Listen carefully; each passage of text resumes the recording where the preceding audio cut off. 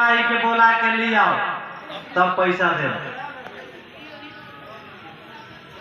रउरा ये बात काहे कहनी है बबुआ से कि पैसा हम दें? कहाँ से पैसा दें? जाई कम से कम उधार बाकी काली चौक के दुकान से राशन ले आई कि अम्मा जी के हम बबनी के कुछ बना के खियाई। 2 दिन से कुछ खैले नहीं खेलो।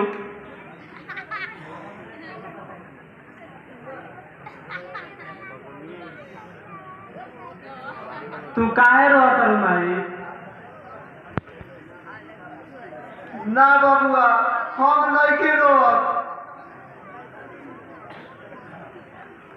हमारा एक चिंता बा कि सुगंधी के शादी ब्याह कैसे हो। माई तू चिंता काहे करता रू? हम बानी नु। तू तो ही जानते बारू कि ये दुनिया में ना हेलो ना कोई गरीब के बेटी कुंवर दिया और ना कोई रोई।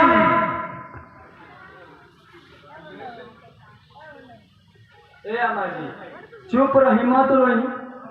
अब रौरे मन छोट कह ले तो हमने के पूछी?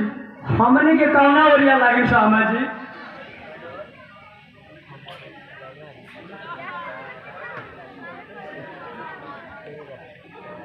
अम्मा जी सुगंधी बबनी कहाँ बानी?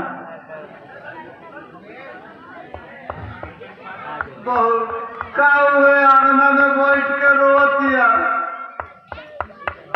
रोवाला से का होके वाला बा? जौन होके वाला रहला तौन तो हो गई।